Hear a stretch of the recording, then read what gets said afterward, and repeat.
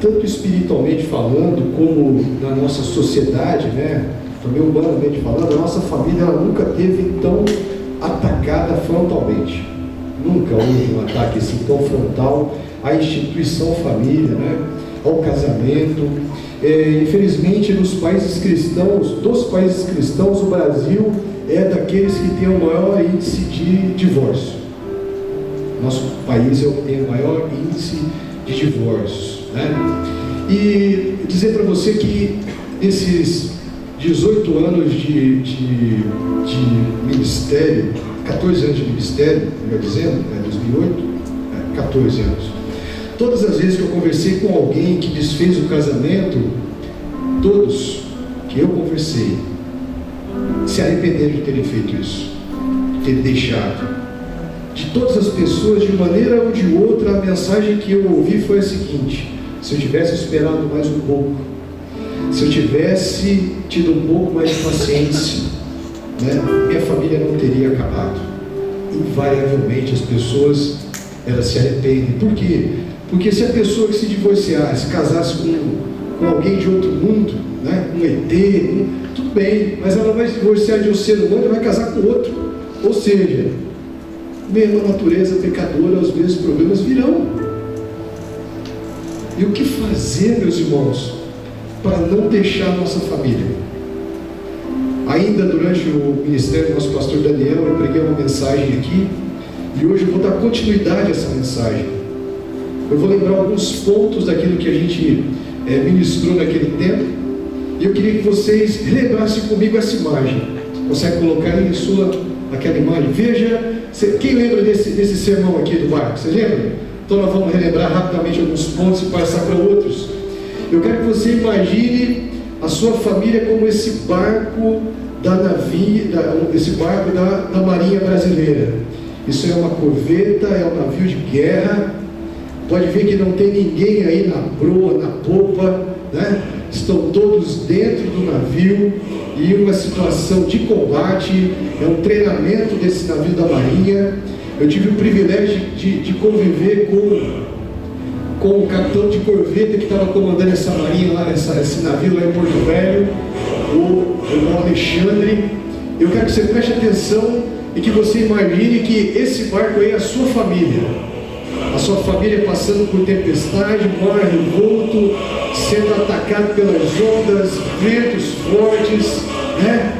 Quem já esteve dentro de um barco sabe quanto dá enjoo da gente ficar dentro do barco. Mas olha, preste atenção, né, na coragem dos nossos marinheiros atravessando esse mar aí. Olha só, parece que o navio ele vai virar a cada onda. E pode deixar a imagem aí sem o som, por favor. Eu quero que você pense que a sua família é esse barco. Esse é o barco da nossa família, sendo atacado por ideologias humanas, sendo atacado por Satanás, sendo atacado muitas vezes pelos nossos desejos, as nossas vontades, que colocam a nossa família acima daquilo que Deus tem para nós. E meus irmãos, eu quero relembrar alguns pontos para ir para novos pontos dessa mensagem. E o barco da nossa família, invariavelmente ele sofre o ataque de 3 tipos de tempestades. As tempestades naturais, nós vamos ver como é que elas chegam à nossa família.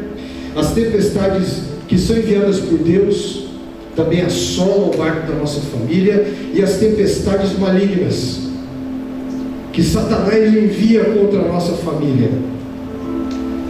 Invariavelmente são esses 3 tipos de tempestades. E para aqueles que estavam naquele culto, eu quero que vocês, em nome de Jesus, se lembrem como é que nós vencemos as tempestades da família.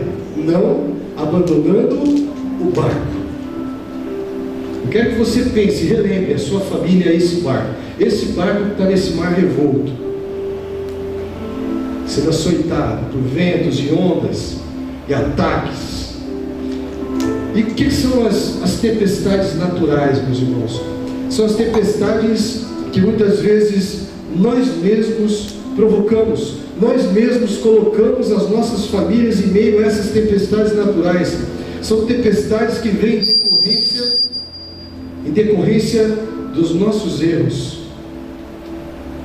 das nossas vontades, que colocam o nosso barco da família, chamado família, em perigo. Eu quero que você abra lá em Atos, capítulo 27, Atos 27, 9, para a gente ver como é que nós nos colocamos em meio a uma tempestade natural. Nós lançamos a nossa família nesses problemas, nós lançamos a nossa família no perigo. E diz assim a palavra lá em Atos 27, 9: depois de muito tempo, tendo se tornado a navegação perigosa e já passado o tempo do dia do jejum, admoestava-os Paulo falando aos marinheiros que levavam ele cativo para Roma, dizendo-lhes: senhores, Paulo avisando, senhores, vejo que a viagem vai ser trabalhosa, com dano e muito prejuízo, não só da carga e do navio, mas também da nossa vida. Mas o centurião que comandava aquele barco dava mais crédito ao piloto e ao mestre do navio do que ao que Paulo dizia. Não sendo porto próprio para invernar, a maioria deles era de opinião que partissem dali, para ver se podiam chegar a Fenícia, e aí passar o inverno, visto ser um porto de Creta, o qual olhava para o nordeste e para o sudeste. Meus irmãos, nós temos aqui um momento em que alguém chega para aquele navio e diz assim: olha, Paulo dizendo. E por que Paulo falou isso? Porque daqui na continuidade desse capítulo, Paulo diz assim: ó, o anjo do Senhor se apresentou para mim e disse: olha, esse barco será destruído, mas ninguém vai morrer nesse naufrágio.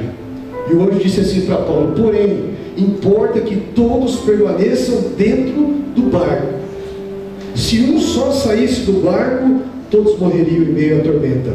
E esses marinheiros então eles desconsideram esse aviso do apóstolo e eles seguem navegando, eles vão costeando uma ilhota e de repente eles dão de frente com um tufão.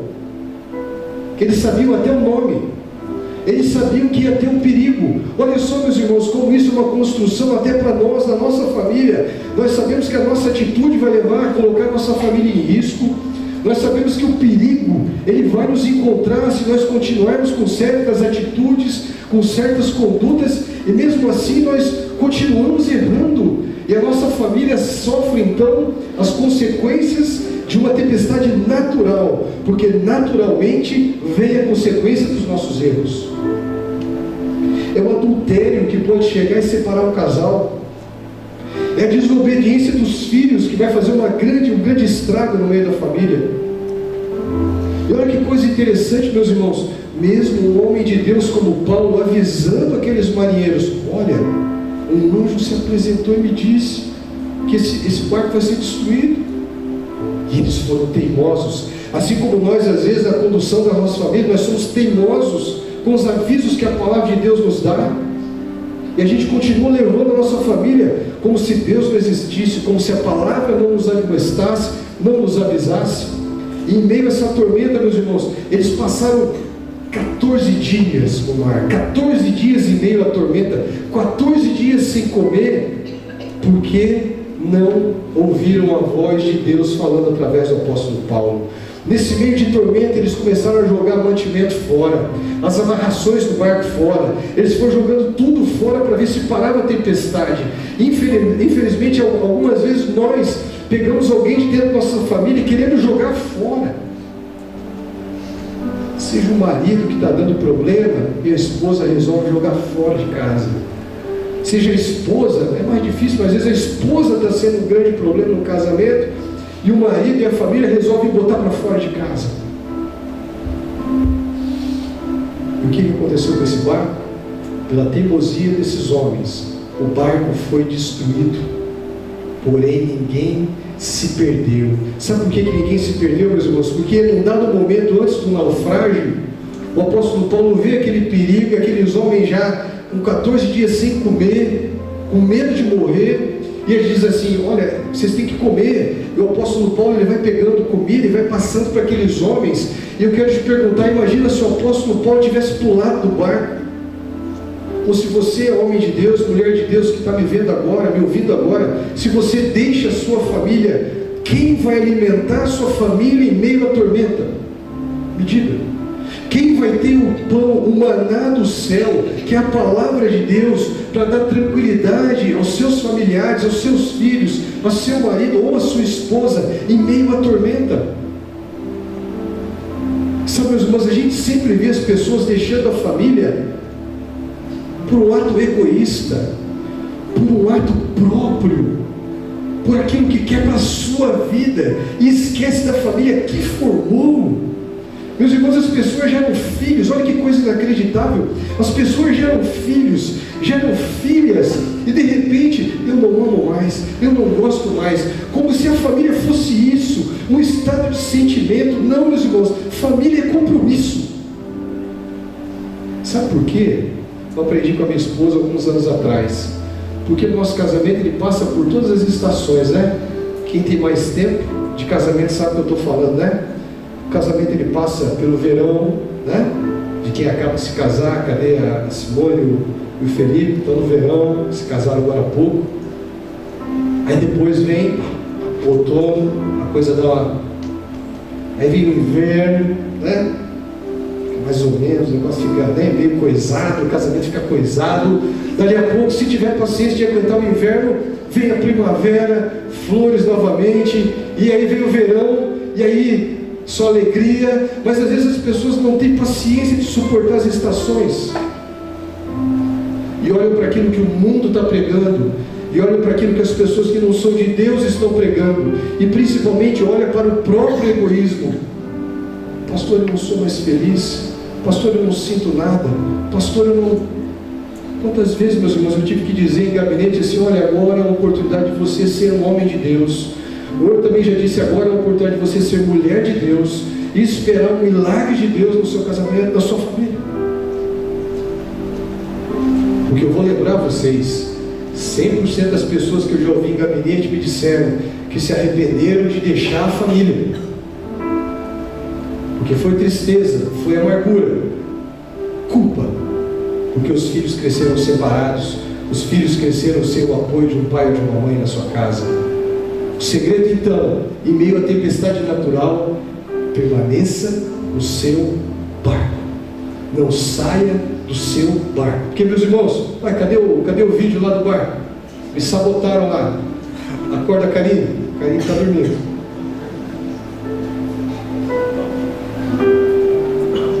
Me socorre, cadê o meu barco? Porque, meus irmãos, olha, até pode parecer que o mar seja bonito, se o teu barco está meio confuso, se tem briga, confusão no teu barco, desarmonia, falta de paz na nossa família, você pode olhar o mar e dizer assim: poxa, que mar bonito, que mar azulzinho, vou me lançar no mar. Mas aquilo que nós não estamos vendo abaixo do casco do navio são animais ferozes, que estão prontos a devorar aquele desavisado que pula do seu barco da família. É o náufrago, é o homem ou a mulher ao mar que vai ser devorado, que vai morrer sozinho, em desalento. E muitas vezes perde a família de uma maneira cabal. O esposo ou a esposa já não aceita mais o retorno. Por quê? Porque preferiu lançar-se ao desconhecido, preferiu abrir mão do compromisso. Umas 2 semanas atrás eu estive lá em Palmas celebrando o casamento do Júlio e da Marli. Eu disse para eles: olha, Deus não nos obriga a chamá-lo para o nosso casamento, nós vamos nos casar, né? A gente vai para a igreja, a gente vai, pede para o pastor celebrar o nosso casamento, mas a partir disso é um compromisso primeiro com Deus, que nós fazemos, de manutenção da família, de estabilidade da nossa sociedade. Por isso, o que Deus quer de nós, meus irmãos, é que em meio às tempestades, eu e você, nós permaneçamos no barco da nossa família. Essa foi a tempestade natural, que é provocada às vezes por um desequilíbrio financeiro. Você estourar o teu cartão de crédito, gastar mais, aí vem aquela confusão, não é isso? Tem coisa pior para tirar o sono da gente do que problema financeiro, né? Você põe a cabeça no travesseiro, e os boletos, né? Vencendo, e mensalidade da escola vencendo, e aí eu comprei mais do que devia, né? E outros problemas que vão tirando. Nós precisamos lutar contra isso, evitar que sejamos os provocadores das nossas tempestades no nosso lar.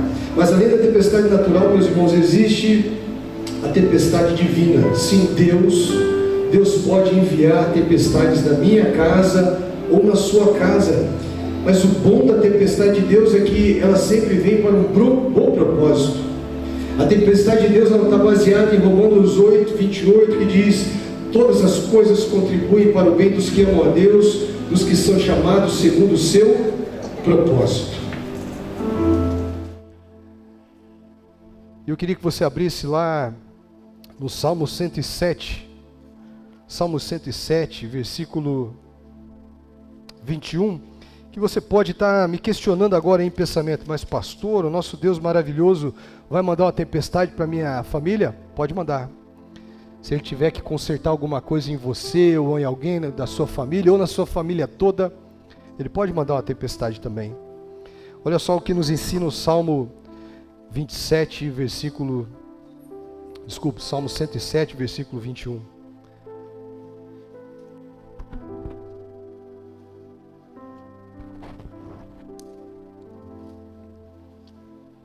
Rendam graças ao Senhor por sua bondade e por suas maravilhas para com os filhos dos homens. Ofereçam sacrifícios de ações de graças e proclamem com júbilo as suas obras. Aos que tomando navios descem aos mares, aos que fazem tráfico na imensidade das águas, esses veem as obras do Senhor e suas maravilhas nas profundezas do abismo. Pois Ele falou e fez levantar o vento tempestuoso, e Ele levou as ondas do mar. Subiram até os céus, desceram até os abismos. No meio dessas angústias, desfaleciam-lhes as almas. Andaram e cambalearam como ébrios e perderam todo o tino. Veja que o Salmo, ele diz claramente que Deus, ele pode levantar tempestades dentro da nossa família. Você já passou por alguma coisa que diz assim: mas de onde que veio essa confusão na minha casa? Já passou por isso? Confusão, a gente não se entende com a esposa não se entende com a gente, parece que a gente dentro de casa começa a falar, né, coisas, a gente fala uma coisa, a esposa entende outra, ou a esposa fala uma coisa, a gente já passou por isso ou não? Parece que a gente está falando outra língua, né? Aproveitar o japa aqui, parece que a gente está falando em japonês e a esposa em italiano, ninguém entende nada. Já passou por isso na tua casa? Olha só o que o salmista diz: há tempestades que são trazidas por Deus. Você quer ver na vida de um homem? Abre lá no livro de Jonas.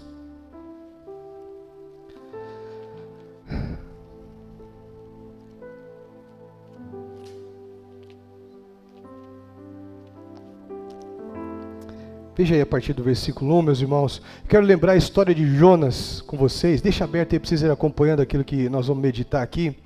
Vocês conhecem muito bem a vida de Jonas. Ele recebeu uma ordem de Deus para fazer alguma coisa. Ou seja, Jonas recebeu um ministério. E pode ser que você que está me ouvindo aqui recebeu de Deus um ministério. Você tem claramente um chamado de Deus. Eu já falei em outros cultos aqui, né, meus irmãos, que as trevas estão perseguindo de uma maneira tão grande as nossas crianças, e nós não temos professores para cuidar das nossas crianças, nós não temos homens e mulheres de Deus para cuidar das nossas crianças, para ensinar as nossas crianças no culto à noite. Na nossa escola bíblica dominical nós não temos salas para as crianças. Olha que absurdo, meus irmãos. E eu fico pensando e orando a Deus: Deus, será que não tem ninguém aqui para cuidar das nossas crianças? Será que não tem ninguém, meus irmãos, com um chamado aqui para ensinar as nossas crianças a palavra de Deus, além daquilo que os pais ensinam em casa? E olha só o que aconteceu com Jonas. Jonas, ele tem um chamado de Deus, vocês conhecem a história, mas é importante a gente repisar essa história. E Deus fala para ele ir para Nínive, e ele vai até o porto e pega um navio para Jope. Estão lembrados ou não? E lá no meio do mar, o que acontece com ele? Aqueles marinheiros que não tinham nada a ver com a desobediência de Jonas, começam a ser açoitados no mar, uma tempestade tremenda começa a bater naquele navio, e eles começam a ficar desesperados e conversar uns com os outros: olha aí para o teu Deus, né, para que algum Deus nos socorra. E o capitão do navio desce até dentro da embarcação, e ele encontra quem lá dormindo? Jonas, culpado de tudo.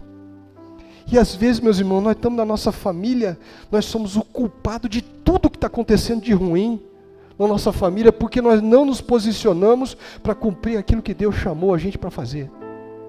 Porque foi isso que aconteceu na vida de Jonas. Ele tinha um chamado. E o Espírito Santo fala com o coração de cada um de nós aqui, dizendo: olha, vem cá, o teu ministério é esse. Olha, eu quero que você faça isso no corpo de Cristo. E a gente vai para o fundo do barco, às vezes da nossa família, e a gente dá desculpas usando a nossa família. Eu estou cansado. Ai, pastor, eu trabalho demais. Pastor, eu trabalho e estudo. Pastor, eu tenho muitos filhos. Assim como Jonas olhou para Deus e disse assim: mas Senhor, o Senhor é rico em misericórdia. Eu sei que se o Senhor me mandar para lá, eu vou pregar e o Senhor vai ter misericórdia daquele povo infiel e vai perdoar todo mundo. Você lembra da conversa que Jonas teve? Indignado com Deus, dizendo: ai, Deus, por que o Senhor quer que eu vá para lá? Eu sei que o Senhor vai perdoar todo mundo. E aqueles marinheiros desesperados em meio a uma tormenta tremenda. Você já viu alguma coisa assim na tua família? A família em desespero, a viola em caco, como diz o meu avô, a família quase se despedaçando, e tem alguém tranquilo que chega do trabalho, né? Parece que nada está acontecendo, insensível aos problemas, insensível a tudo. Às vezes nós estamos agindo como Jonas na nossa casa. E Deus batendo no marco da nossa família porque nós estamos sendo omissos, não nos posicionando, não cumprindo o nosso chamado. E por isso Deus manda vento, e por isso Deus manda chuva, e por isso Deus manda raio, e por isso Deus manda confusão, e por isso Deus manda desavença, e por isso Deus manda divisão, porque Ele quer nos disciplinar e nos trazer de volta para o centro da sua vontade. E enquanto a gente não fizer a vontade dEle, nós vamos continuar no mesmo barquinho de Jonas, todo mundo desesperado, sem saber o que fazer, querendo jogar um ou outro para fora do barco. E olha só nessa história de Jonas que interessante, meus irmãos. Jonas vai e diz assim: ó, eu sou o culpado, pode me jogar para fora do barco. Estão lembrados disso? Porque é por causa da minha desobediência que Deus está colocando a vida de vocês em risco. Vocês lembram a resposta? Vocês lembram a resposta dos marinheiros incrédulos que nem conheciam o Deus de Jonas? Vocês lembram ou não? Eles jogaram Jonas? Não, meus irmãos. Eles disseram: de jeito nenhum o sangue desse homem vai cair sobre nossa cabeça. Nós não vamos jogar você, Jonas. E Jonas dizendo: joga que vai acabar. E aqueles homens não jogaram. E às vezes, meus irmãos, nós temos pessoas que dizem que são crentes, jogando para fora de sua casa, do seu casamento, pessoas que deveriam ser amadas, cuidadas. Veja a que ponto nós chegamos. Homens que não conheciam a Deus, não aceitaram jogar o Jonas fora do barco, mesmo sabendo que eles eram culpados. O segredo para enfrentarmos tempestades divinas na nossa família é permanecendo no nosso barco. Porque se eu e você abandonarmos a nossa família, nós vamos perder a oportunidade de ver um milagre de Deus acontecendo. Meus irmãos, quantas pessoas perdem a oportunidade de ver o agir de Deus na sua família porque decidem abandonar a sua esposa ou decidem abandonar o seu marido dizendo que não tem mais jeito. Crente dizendo isso, não tem mais jeito, mas a palavra de Deus diz que não há impossíveis para Deus. É só na minha Bíblia que diz isso, na Bíblia de vocês diz isso também, que o nosso Deus é o Deus do impossível. A tua Bíblia diz isso? Que o nosso Deus é o Deus do impossível. E que não há impossíveis agindo Deus. Me ajuda, irmãos. Agindo Deus, quem impedirá? E às vezes nós somos impedimento do agir de Deus. Porque nós pegamos o marido e vai embora. Nós pegamos a esposa e vai embora. E a gente perde a oportunidade de ver o agir de Deus, de ver as transformações. Que coisa maravilhosa foi o testemunho, né? Semana retrasada, do Antônio e da Amélia. Que testemunho! Mantiveram-se no barco, né? É verdade, né, irmão, que às vezes, no meu casamento não, Luana, mas é verdade que alguns casamentos, a pessoa tem vontade de pegar o cônjuge, né? No meu casamento não tenho. E botar aquela boia, desamarra a corda, que é para a pessoa não voltar. Pega aquela boia e vup do barco. Não é verdade, meus irmãos? Graças a Deus eu não tenho. Alguém tem essa vontade aí? Alguém já passou por essa?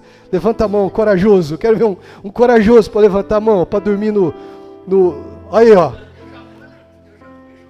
Já foi jogado. Ah, mas aí você está falando com dor. Está falando com dor. Olha só, meus irmãos, como nós perdemos oportunidades de sermos trabalhados. Nós perdemos a oportunidade de ver o sobrenatural de Deus. Sabe por quê? Porque nós agimos carnalmente.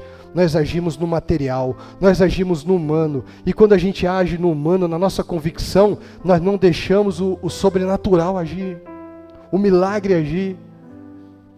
Que coisa linda foi ouvir a Amélia dizer: pastor, uma mudança tremenda, eu não sei o que aconteceu. O Antônio dizendo também: ô pastor, que coisa maravilhosa, que bênção que está meu casamento. E assim outros testemunhos.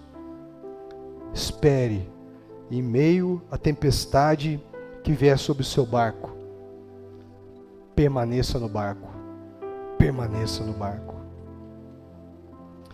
E a terceira tempestade, meus irmãos, infelizmente, às vezes sobre a nossa casa, o nosso barco chamado família, também sobrevêm tempestades malignas. Eu queria que você lesse comigo Mateus 8, 18 ao 34.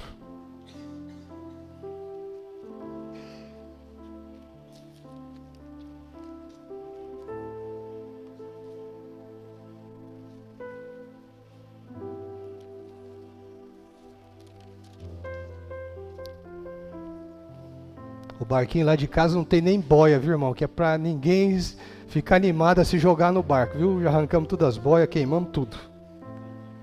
Mateus 8, 18 a 34 nos diz assim, meus irmãos.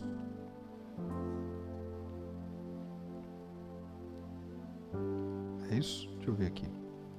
18. Vendo Jesus muita gente ao seu redor, ordenou que passassem para outra margem.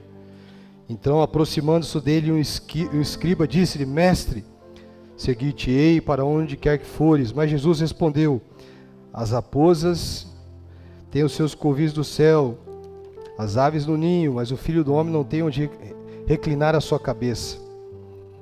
E outro discípulo disse: Senhor, permite ir primeiro sepultar meu pai.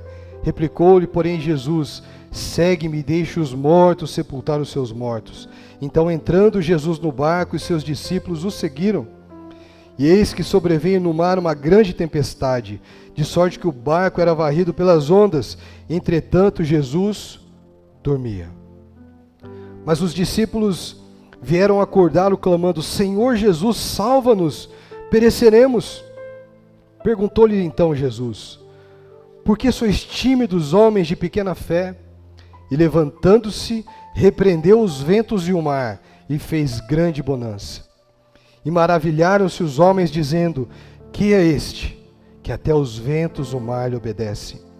Tendo ele chegado a outra margem, a terra dos Gadarenos, vieram ao encontro 2 endemoniados, saindo dentre os sepulcros, a tal ponto furiosos que ninguém podia passar por aquele caminho. Eu vou parar aqui, meus irmãos. Veja que essa tempestade era maligna porque Satanás sabia que Jesus, atravessando o mar da Galileia, que é um lago na verdade, ele ia libertar pessoas possessas por demônios. Satanás então levanta essa tempestade e os discípulos, meus irmãos, entram em profundo desespero.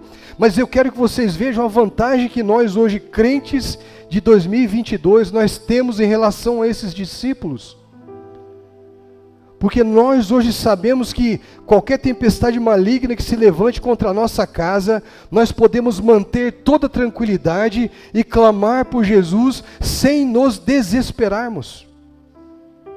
Quando eles vão até Jesus, eles são repreendidos por Jesus. Espera aí, Jesus está dizendo aos discípulos: espera aí, vocês estão caminhando comigo, por que vocês têm uma fé tão pequena assim?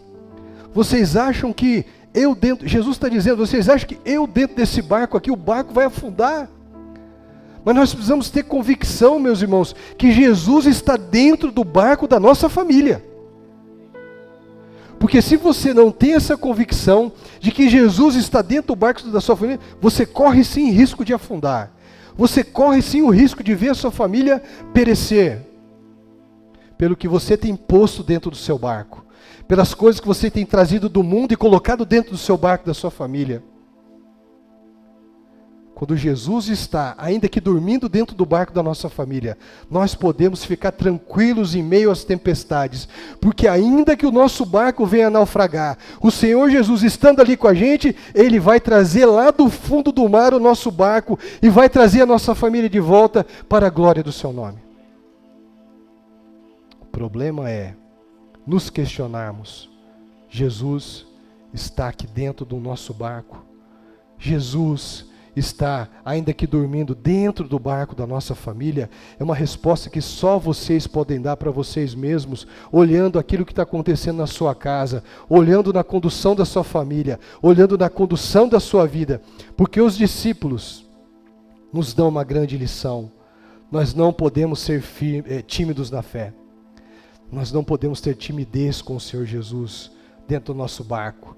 Nós temos o dever de sermos corajosos, porque a palavra diz que o Espírito de Deus não é um espírito de covardia, antes Ele nos dá o que? Intrepidez, nos dá coragem para proclamarmos o nome do nosso Deus dentro da nossa casa. Eu me lembro, meus irmãos, um testemunho de uma irmã. A gente foi para o Louvação em 2009, lá em Curitiba, e a família dela estava em grande perigo, grande perigo.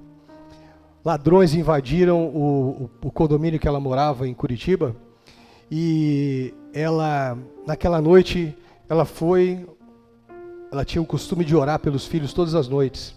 Ela foi lá no quarto, ela tinha 2 filhos, um menino e uma menina, e ela foi, colocou a mão na cabeça do menino, colocou a mão na cabeça da menina, e ela tinha sempre o costume de orar assim, ó: Pai, derrama o sangue de Cristo sobre a vida da minha família, derrama o sangue de Cristo sobre a vida do meu filho, derrama o sangue de Cristo sobre a vida da minha filha, derrama o sangue de Cristo sobre a vida do meu marido. E toda noite ela orava desse jeito, meus irmãos, e aquele condomínio foi invadido em Curitiba.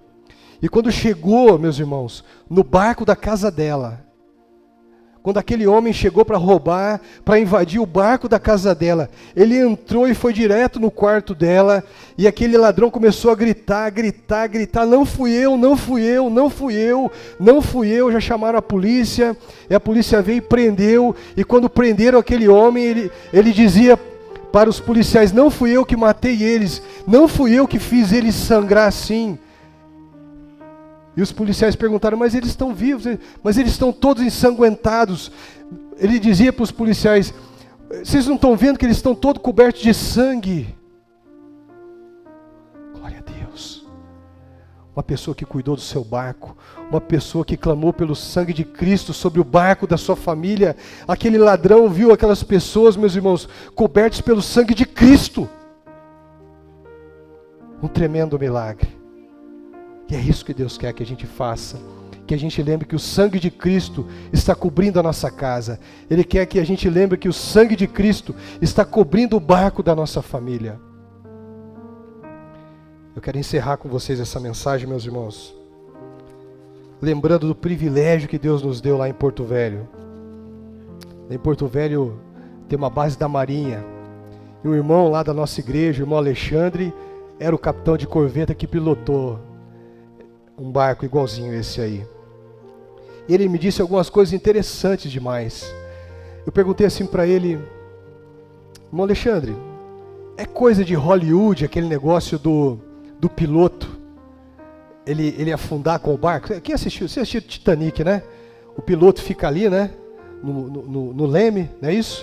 E o barco afunda e ele morre ali. Eu perguntei assim para ele: irmão, é assim mesmo? Ele disse assim: Marcos, no nosso treinamento, o comandante da embarcação, ele é o último a desembarcar do navio. E eu falei: mas por quê? Ele disse assim: porque o comandante da embarcação é aquele que tem mais conhecimento para conduzir a embarcação, mesmo naufragando, para que se salvem todos os marinheiros, todas as pessoas.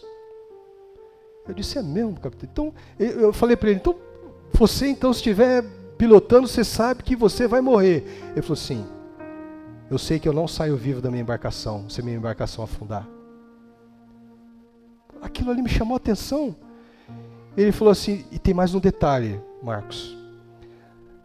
Um navio de guerra como esse, ele disse assim, nos nossos planejamentos de batalha, não há rota de fuga, não há azimuth de fuga. Azimuth, a bússola, né? Cada direção da bússola se chama azimuth. Não há azimuth de fuga, não há plano de fuga, não há plano de retorno. Ele disse assim, quando o navio de guerra ele traça o seu plano para a batalha, ele só vai à frente, ele só vai à frente. Lembra que eu falei para que você tenha na sua mente que a tua família é exatamente como esse barco? E você viu que nesse barco de guerra aí não tem ninguém na proa, não tem nenhum marinheiro na popa, porque todo mundo está lá dentro? Ele me deu um outro dado que me deixou consternado. Ele disse assim, Marcos, toda vez que você vê um navio de guerra em treinamento ou em batalha, você não vê um marinheiro lá dentro, lá fora. Estão todos lá dentro. Eu disse assim, ué, mas se vocês forem atingidos e afundar? Ele disse assim, todos afundarão com a embarcação, porque ninguém abandona um navio em batalha. E as nossas famílias estão em batalha, meus irmãos. A tua família está sendo atacada, você está sendo atacado, o seu casamento está sendo atacado, seus filhos estão sendo atacados. E é preciso que nós permanecemos no nosso navio de batalha, que é a nossa família, atacando as hostes, atacando espiritualmente o mal, com os nossos joelhos dobrados. Só assim que nós venceremos, abençoando as nossas famílias. Por isso que no tempo que nós vivemos, nós precisamos de homens de Deus, que tomem o leme das suas casas, e estejam lá, seja qual for a situação. Mulheres de Deus, que estejam no barco da sua casa, seja qual for a situação. Porque nós somos imprescindíveis nas nossas famílias. Nós somos imprescindíveis nesse tempo de guerra, nesse tempo de batalha espiritual. Tome o leme da sua casa. Coloque no seu coração, ninguém pode sair do seu barco. E assim nós venceremos, em nome de Jesus. Eu convido as irmãs do Ministério de Mulheres que vão estar ministrando mais um louvor, encerrando a nossa Semana da Família nesse ano. Em nome de Jesus, em outubro do ano que vem nós teremos mais uma Semana da Família, que você possa adorar o nosso Deus com esse hino.